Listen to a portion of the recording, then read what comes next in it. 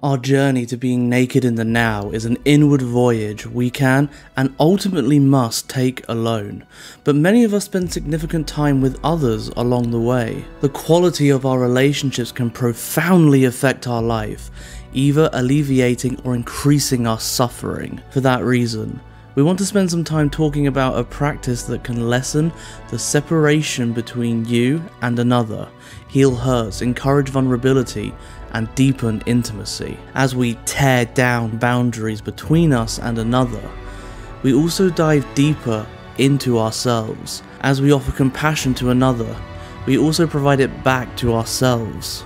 And when we do so, it is much easier to be present.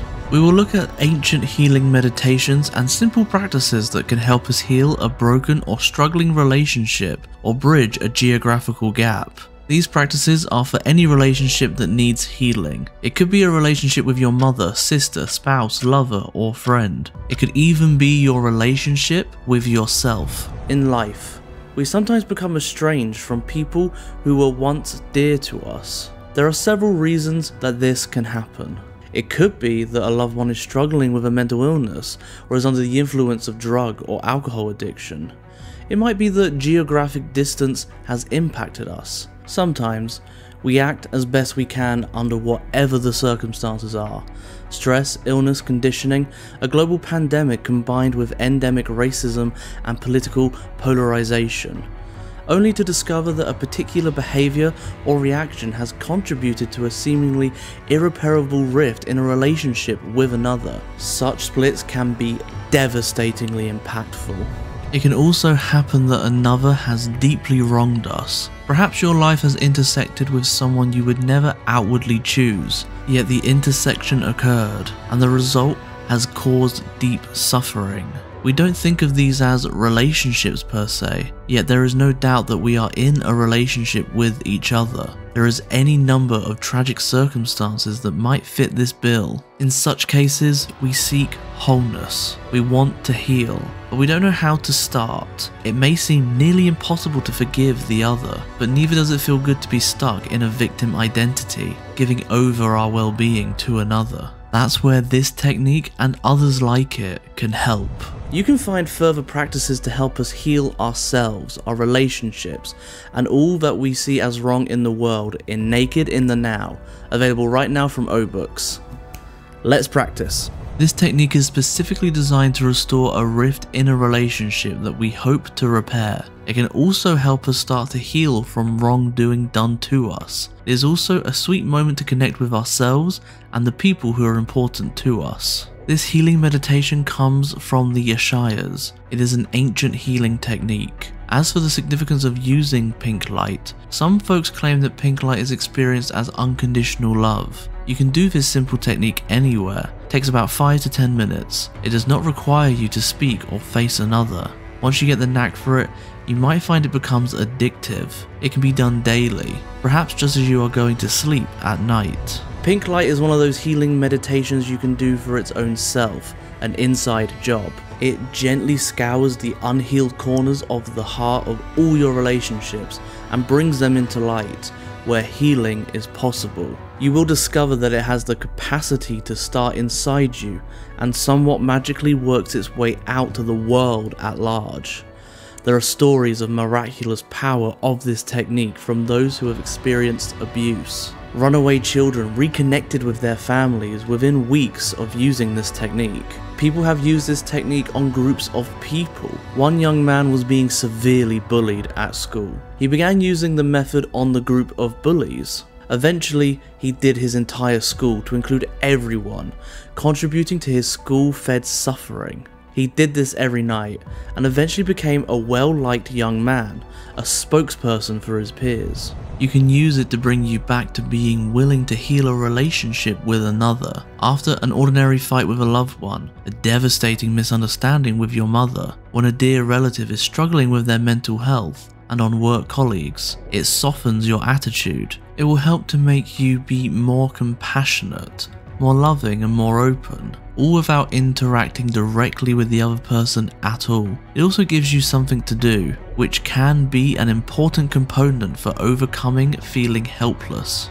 What we are about to share works because it puts us in an attitude of willingness and openness to extending compassion in both directions, to ourselves and another. We enter a sacred space for a moment when we sit down to do this. We let go of all our ideas of what the other or we did wrong, and embrace the simple desire to be back in the innocent space with them and ourselves. We are not suggesting singing Kumbaya with an abuser, only entertaining a willingness for a gentle softening of the fear and hatred that can freeze our hearts and keep our minds spinning out of the present moment, obsessed with terrible what if or if only stories. Pink light gives us a moment to put ourselves in a safe and loving space with others. Please use this technique in innocence and without conditions. It is miraculous. Sit for a moment and come into this moment. Close your eyes. Notice the ground beneath your feet and the chair beneath your seat. Now, draw your attention to your breath. Allow yourself to feel the breath traveling in the nostrils, down the throat and into the belly. Soften your cheekbones, relax your shoulders, and let your eye sockets go. Now, in your mind's eye, picture a loving pink light radiating from your heart, encompassing you. Don't worry if you can't visualize a pink light. Some people do and some people don't. It's the intention that matters. Mentally say, there is a pink light coming from my heart, encompassing me entirely. Now bring to mind a loving image of yourself. It could be something that happened this morning or 10 years ago. Any small moment will do. It doesn't matter how or why you felt loved, just that you did. If you can't think of any, imagine yourself as a baby, newly cradled in loving arms. Once you've touched into a loving image of yourself, place that image in front of you, outside the pink light sphere. Then picture yourself spreading the pink light totally around the image. When the image is covered, let it go. Now, we're going to move on to working with others. We will start with someone easy to love at this time, a partner or child, perhaps, or even a pet. Imagine them in front of you, outside the pink light sphere. Imagine them in a loving memory, a sweet moment. Then, in your mind's eye, picture yourself covering that person with the pink light, as if you were icing a cake. Cover them, and then let them go. Now, naturally, allow the image or idea of someone else to come forth. Often, each member of your immediate family or close friends will come to mind. Just see who shows up. Remember them in a loving memory when possible. If you cannot remember this person in a loving memory, just picture them in front of you. If you cannot do this, bring them in standing at a distance or facing away from you.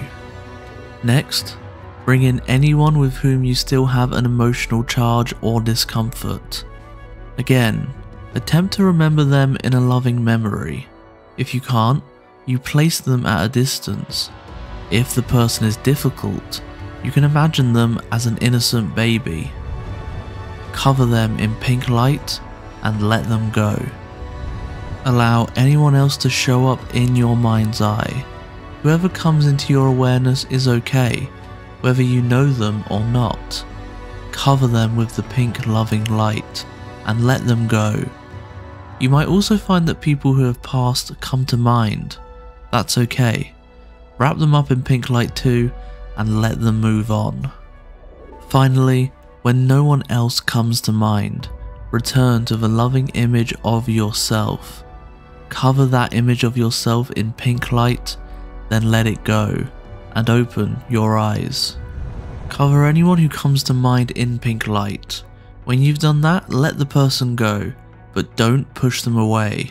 It's weird, but it becomes like a conveyor belt where people spontaneously and naturally come to mind. You wrap them up in pink light and allow them to move on. Then the next one appears, all effortlessly. You'll see.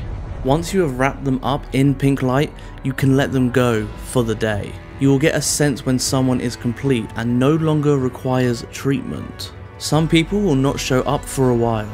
Others you didn't expect to see will suddenly appear to receive the pink light. And like the young man we mentioned earlier, you can do this technique on a group of people. When the young bullied man did this technique, he placed that group of bullies far away in his mind's eye and quickly wrapped them up in pink light.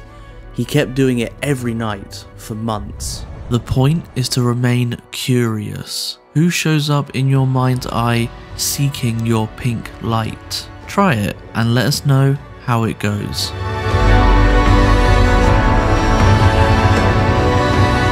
If you want to learn more techniques and more ways of being present in your own life, then we have the perfect book for you. Naked in the Now by Marijke McCandless. What if getting present was less like work and more like being seduced by a lover?